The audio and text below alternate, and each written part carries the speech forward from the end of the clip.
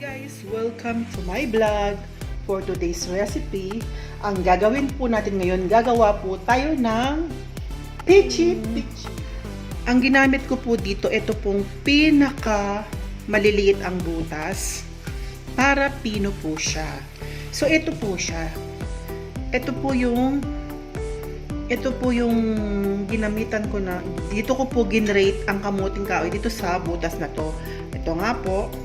Then ang ginawa ko, dinrain ko siya para yung katas niya, yung ibang katas niya na medyo mapakla or mapait-pait ng konti, ang kamuting kahoy matanggal. Ayan nga po siya. Nilagyan ko po siya ng konting tubig ha. Kasi kung hindi mo siya lalagyan ng tubig, talagang hindi siya talaga hindi lalabas yung katas niya. So, nilagyan ko po siya ng konting tubig. So, ayan na nga po yung nawala sa kamuting kahoy ko. Ito naman pong isang to, kaya nakahiwalay. Di ba pag naggagayat po tayo, may mga natitira tayong mga ganyan kaliliit or parang tawag doon. Kasi po hindi natin pwedeng isagad yun, di ba? Kasi baka matamaan yung kamay natin.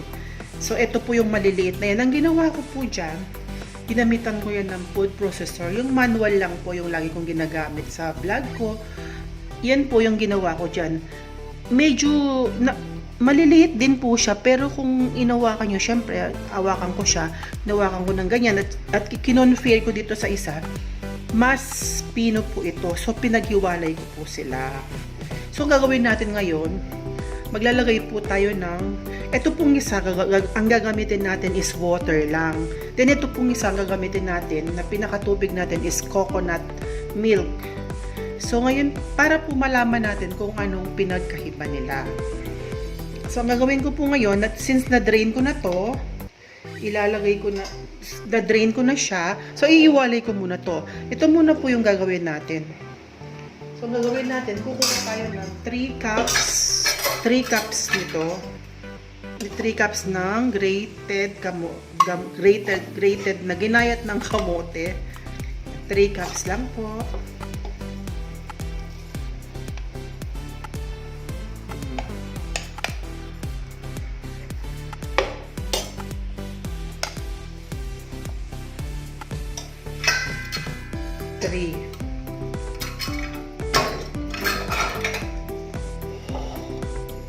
Medyo makalat po pag gumagawa tayo. So, yun pong natira nito, isasama na po natin dito. So, kailangan din po kasi natin ng 3 cups to. So, gagawin natin, lilinisin ko muna po yung nasa tabi ko ha. So, kailangan po natin ng 4.5 cup ng plain water. So, ang gagamitin po natin, or coconut milk. So, ang una ko pong gagawin muna, yun nga po yung may coconut milk. Kailangan po natin ng 4.5 cup. So, pag nagkulang po yung coconut milk, ang ilalagay ko po tubig. Kasi po, ito pong coconut milk na to ay pure. Puro po. 1, 2, wait lang po. 2, wait lang po. 2 na po ang nilagay ko ha. Kukuha lang po ako ng tubig. 2, balik to na po yun ha. Ito po, dito po. 3, 4, and half cup na lang po ang kulang.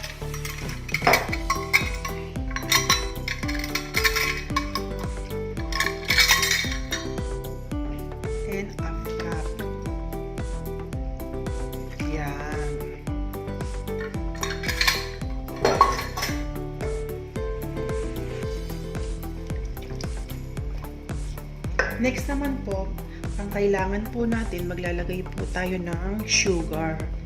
So, bali ang kailangan po natin sugar ay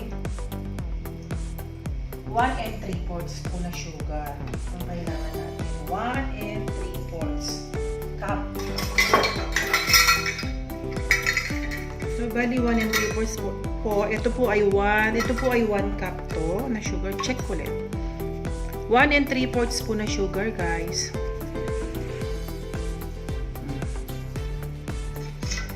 1 cup and 3/4. So, kailangan po natin yung half cup at saka 1/4. Diba po? 3/4 na.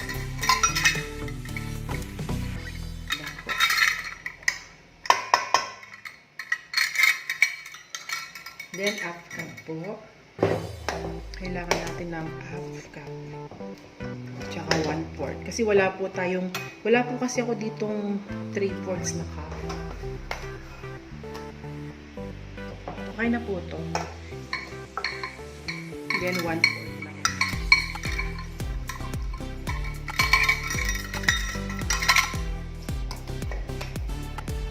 Yan, 1/4.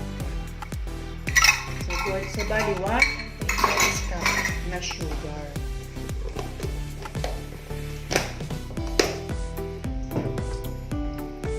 Then po halo. Haluin muna po natin. Para po matunaw yung ating sugar. At the same time naman yung ating kamote, grated kamuting kahoy.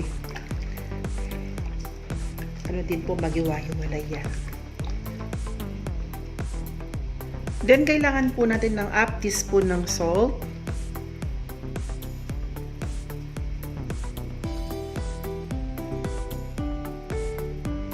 Para po kasi maging balance yung lasa ng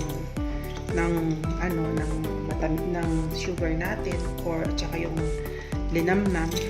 Kaya kailangan natin ng salt. Then, kailangan po natin ng teaspoon po tayo. Kailangan din po natin ng 2.5 teaspoon ng lye water.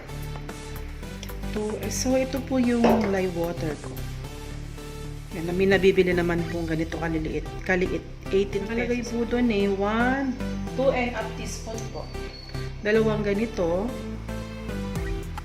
1, 2, at saka half teaspoon.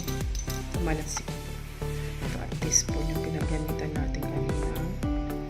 So, yan.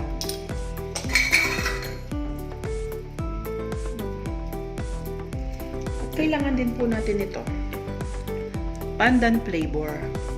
Ilalagay po natin siya sa maglalagay po tayo ng half teaspoon or ano na lang po 1/4 teaspoon para magkaroon lang siya ng flavor na pandan. Promise po, ang bango pala nito. Konti pa. Ay, hindi na tayo. Bali po 1/4 teaspoon, dalawang 1/4 teaspoon. So, bali half teaspoon po yun. Yan, halo. Okay na siya. Nahalo ko na siya ng mabuti. Pati yung sugar niya. Ngayon naman ang gagawin ko. Maglalagay po tayo dito sa tawag ito mold. Lalagyan po ng mga puto. So, bali medium size lang po ang ginamit ko. Then, maglalagay tayo ng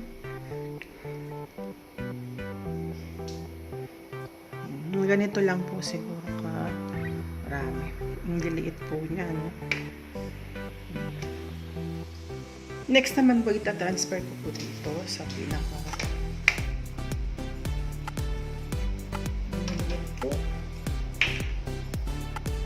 So guys, nilagay ko na po sa steamer ang ating pitchi.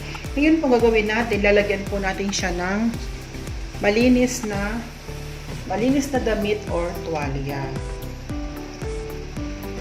Then po, tatakpan ko po siya para po hindi magkaroon ng tubig ang ating pitchi. Then tatakpan po natin siya. So guys, i-check po natin ngayon kung luto na po ang ating pitchi.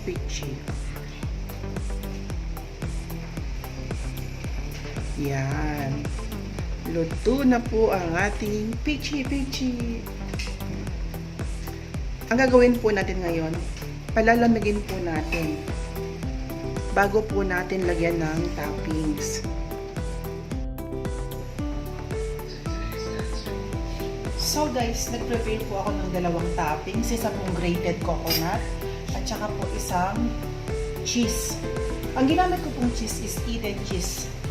Yung maliit lang po na cheese, ang price po yata ron is 49.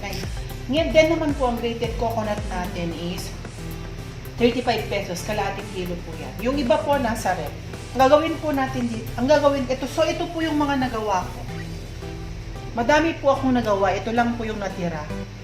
Ito po yung gagamitin ko for picture. So guys, ang ginawa ko, inanda ko na po yan.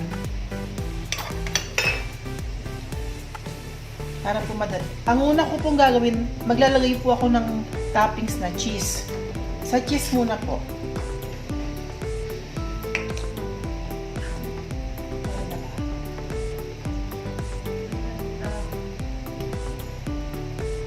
Ang ginawa ko po, maliliit po ang ginayat ko ng maliliit po ang cheese maliliit po ang cheese ko, ang grater cheese ko, kasi po aksaya po siya pag malalaki yan. So dito ko po ilalagay yung may cheese, then po yung grated coconut sa kabila po. So kaya po ganyan ang itsura ng daon ko, kasi nga po mahirap po ang daon dito sa lugar namin. Kasi po malapit po kami sa bayan. So di ba mostly nakikita natin ang daon sa sa mga bukid-bukid. Yan. Then next po, maglalagay po tayo sa grated coconut. Then roll. Kung may guantes po kayo, mas maganda. Pero ako po, wala akong guantes. Kaya kutsara na lang po. So, sa kabila po siyang side. Then naman, maglalagay naman ako ng sa kabilang side. Mamaya papakita na lang. So, bali guys, ito po siya. Hindi, pwede naman ganyan. Yun para makita nyo po yung isa. O, diba? Yan po. Medyo naguluan tayo ngayon. Yan. Kita ba? Yan po. So, ang nangyari po ngayon, ito, nalito na ako. Kahit kailan po may nalilito sa buhay ko. Yan.